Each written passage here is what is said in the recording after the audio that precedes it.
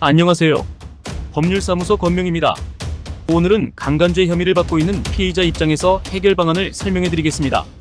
강간죄 혐의를 받는 경우 가능한 빨리 성범죄 전문 변호사를 선임하는 것이 중요합니다. 변호사는 사건 기록을 검토하고 경찰의 조사, 동행하여 피해자 및 피의자의 진술을 확인하여 사건에 대한 방향성을 결정하는 데 도움을 줍니다.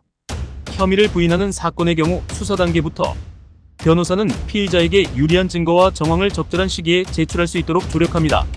혐의가 명백한 경우 혐의를 부인하기보다는 자신의 행위를 인정하고 진지한 반성을 보이는 것이 무엇보다 중요하며, 피의자가 자신의 행위를 인정하고 피해자에게 사과하며 피해자의 피해를 회복하는 데 필요한 모든 조치를 취하는 것이 중요합니다.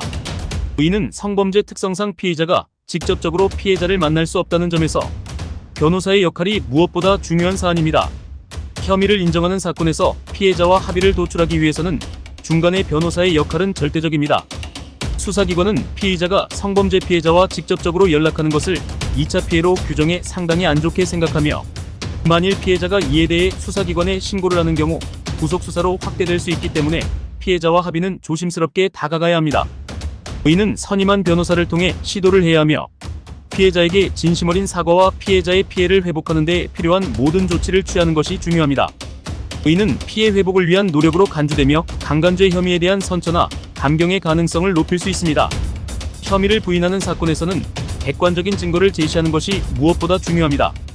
피의자는 자신의 무혐의를 증명할 수 있는 객관적인 증거가 무엇인지 확인해야 하며, 이는 사건마다 다를 수 있다는 점에서 사건 초기 성범죄 전문 변호사와 심도 있는 사건 분석을 통해 도출해야 될 것입니다.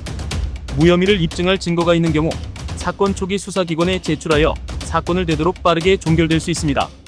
경찰 조사 과정에서 수사기관은 피해자의 진술 신빙성을 평가하므로 피의자는 진술의 일관성을 유지하는 것이 가장 중요합니다. 경찰서에서 작성된 피의자 신문조서는 검찰 법원에 그대로 올라가 판결의 기준이 되기 때문에 진술의 신중함은 무엇보다 중요합니다. 이러한 사안들을 알고 준비하는 것은 강간죄 혐의를 받는 피의자가 법적 대응에 있어 자신의 권리를 보호하는 데 도움이 될 수 있습니다.